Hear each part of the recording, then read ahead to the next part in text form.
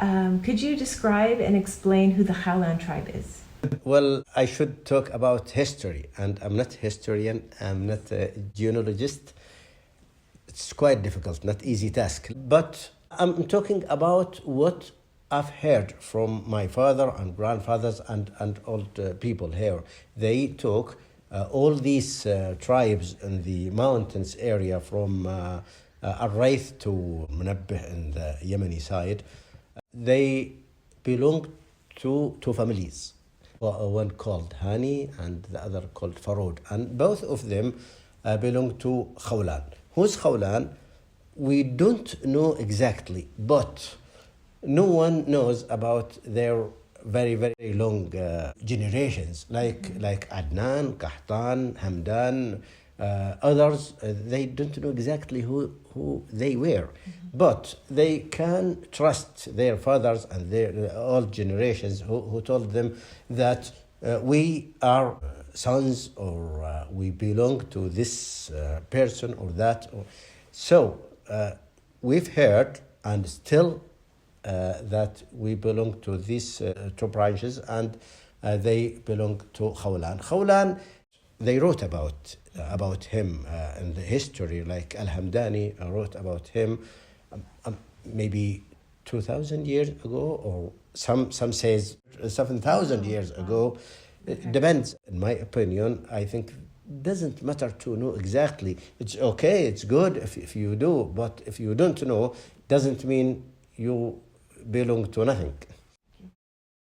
How many people are in the Haolan tribe? First of all, Howland is not one tribe. Yes. It's like group, or many groups belong to this name. And those groups as well, for example, Feifa and Bani Malik and others, we call them a tribe. But actually, there are many tribes. Like Feifa has 18 tribes with 18 chieftains. Bani Malik as well has many. Balghazi, others. But in general, I think we can say maybe 25 or 26 groups, and this group has many tribes inside it. About the number, according to General Authority of Statistics, the Saudi one, about 200,000 people in these six regions. Okay. What is the history of the Haolan? Well, the history of Khawlan is like any history of any Arab tribe. Nothing special except if their region, their place, they had to face some special problems. And because if they are near to Yemen, and Yemen is a government for many centuries, sometimes they faced a problem with this government, and they try to control this area. Sometimes they succeeded, sometimes they failed. But if we are talking about history, you know that the problem is with Arabs all, and with us especially, we don't have trusted written resources. So it's like oral culture. So oral culture, you can't trust it 100%, but you can guess with the tales here and there. So, I mean, it's not guessing, but you are quite sure that that's true, but you can't get a guarantee for it. Okay, good. Who is Haolan bin Amr? We don't know. No one knows about my 10th grandfather for myself. But as written resources, Khawlan bin Amr is maybe 2,000 or 3,000 or more or less, around that very long time ago, started in Yemen as well. Majority of, I mean, maybe all Arabs came from Yemen in the history. So what the exact date, I'm not sure actually, but his name is famous and known. Okay. Is there anything that the Haolan are famous for or known for? Well, they are known for their language. It's very special and very quite unique. I call it Khawlani language, and I think it's like the childhood of Arabic. or like Janet Watson said, it's a frozen stage of history, Arabic language, frozen here, and people here didn't know that this language migrated and improved later, and they didn't care actually. So I think this is the most important thing. Also, they have festivals and traditions in their relationship between tribes and people, and they have like a local law. They try to decide what's the solution for this, and with the judgment we should do for this, for that, like a system of government. I said in the last interview that we have two branches of Howland. Yeah. And the branch Hani, which we belong to, has like a super court. We have our chieftains, and others have chieftains in this branch. And if we disagree about something, we can take this problem to the head of those. It's not like a leader, it's just like a judge. If we disagree with each other, we go there and we should agree or accept his judgment. He said, this should be like that, that's fine. So we accepted, both of us. In case we disagree with him and we don't accept, so there is a bigger one for those two branches. Farod, as another branch, has another head, and both of these had the bigger one. If disagree with each other, so they go to him, and if he gave a decision, that should be accepted. If not accepted for any reason, again we declare that this person is out of us. He should accept, but if he doesn't, so he should leave, or anyone can kill him or harm him or do anything. We don't care about him, and he is responsible for himself. And even if tribe, for example, his tribe decided to protect him, this tribe itself is enemy of all of us. So they can't do it. This is one thing. The law itself, they hold up a black piece of cloth up to be seen any place, and they say it, they declare it, made a statement that this person, his face is black, his history is black, it's a bad person, it's not from us anymore. If he doesn't, I mean, accept the truth of what happened. Now, if the opposite happened, someone did a very good thing. For example, if someone of our tribe stole anything from another tribe, and the one there came to claim to our chieftain, he doesn't have like evidence. But some of us said, okay, don't worry, you are our guest and you will take your rights. And he bring this person to the chieftain or to court or anywhere, or he pays himself the right of that person. Then in this case, they will invite him to their market or their group, and they hold up the white cloth, big one, and the same, make like poetry in him. They raise his name, and he's a very good one, and we're proud of him, and his people should be proud of him, and that's make him proud. It's the opposite, so it's kind of low. This is some of our history. Still today? In Saudi Arabia, in Saudi Khawlan, doesn't work because now we have law, we have court, we have government, but now the government that time, and this is the law we should follow. Wow. How has the Haolan tribe changed over the past 50 years? Well, it has changed. The world has changed.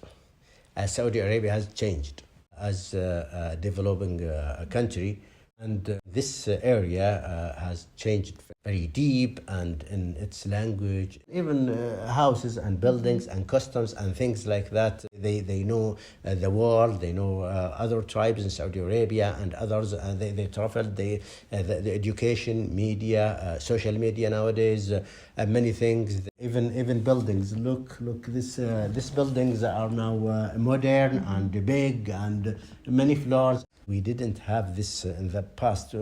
Our houses, traditions like circles and 2 or 3 and something like that were quite small. People were poor, you know, and actually house wasn't big deal. Mm-hmm. I mean, they didn't need it very, that wow. We need to provide our needs. Mm-hmm. It has changed, but in general, it's good.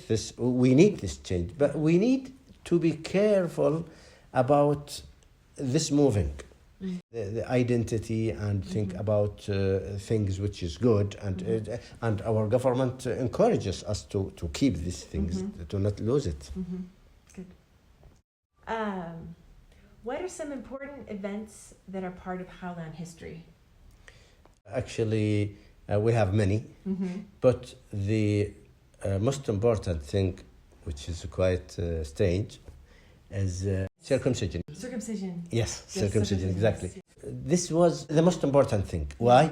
Because it doesn't mean this operation itself. Right. It means that this is an announcement of us as tribe or as family that one night added to our family. Yes, and this man now, he's a fighter. Now, you know, from the history or from the traditions, in the war, on the fighting, it's unacceptable to kill child under 15, under 16, under 18, before this operation. Okay. Even it's 30. Okay. And women and old people who couldn't fight. Wow. So it's not acceptable. And if it happened for any reason, it's a disaster. It's huge. It's something black to your face. Wow. Yes. Wow. Now, when this operation happened, it means, okay, now in this side, it can be gold now. Mm-hmm.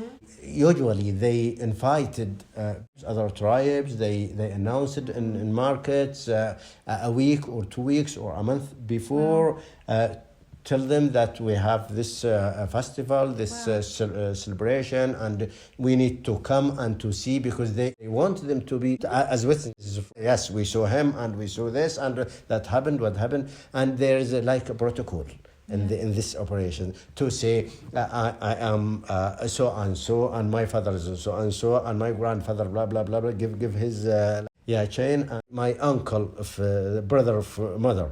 Which means I came from this good branches, my father and my mother.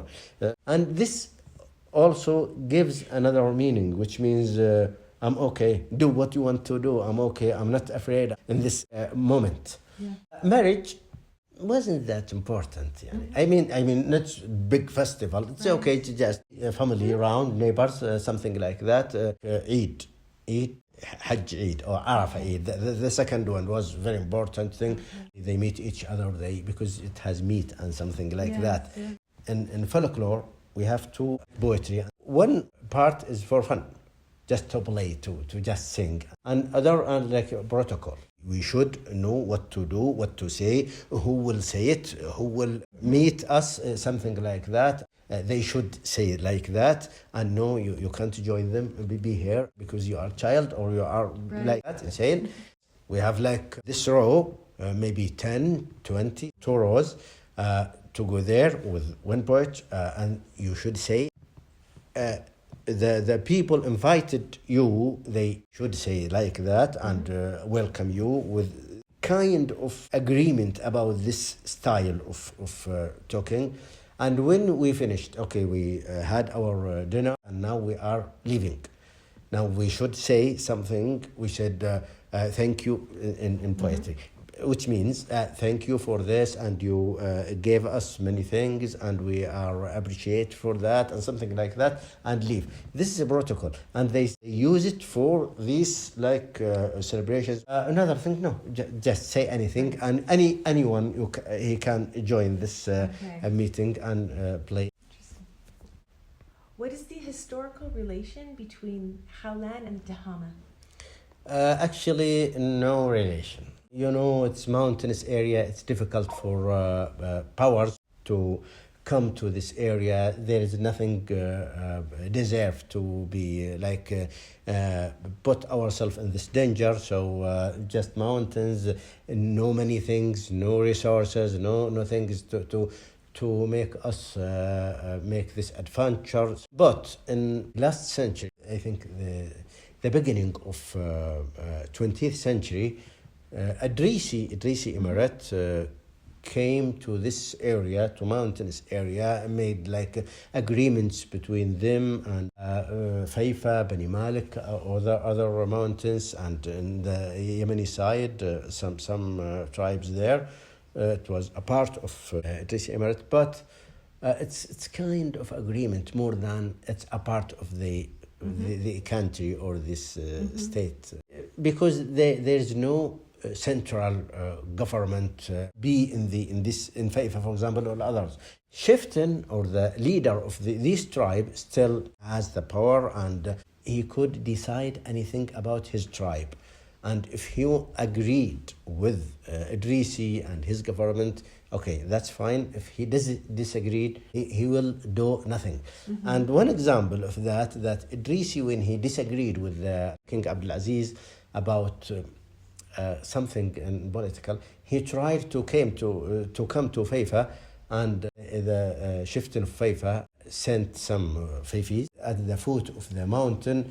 They said for Idrisi, no, you can't.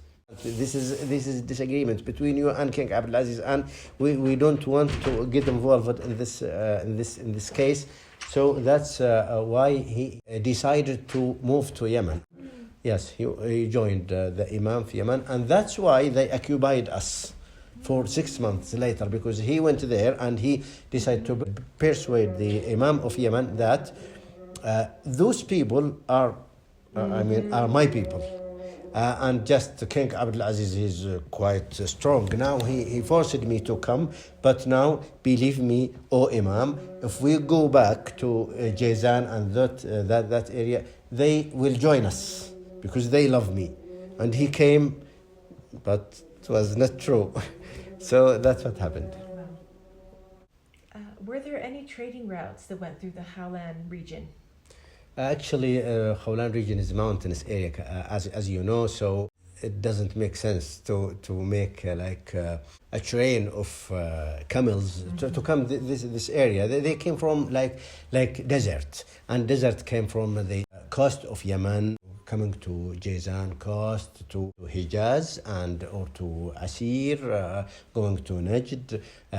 But it doesn't make sense to bring these camels along these mountains. First of all, the camels can't come with its heavy stuff on the top of them.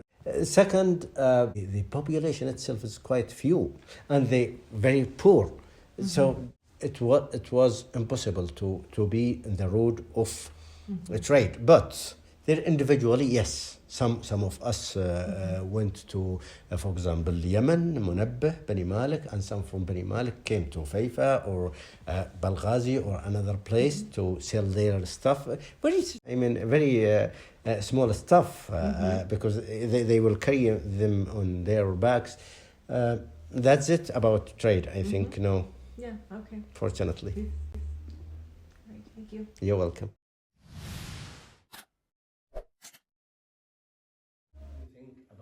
How can you describe your experience in Saudi Arabia and in this region for those years you spent there? Yes, 10 years ago, roughly, we moved to Harub, where my husband was working in Jazan, and I started to do my PhD research there, and got to study about Harub and the culture and the language. And was very thankful that you invited us to come here to FIFA today. We've had a beautiful time with you. We had a nice lunch, and you showed us around the mountains. It was beautiful.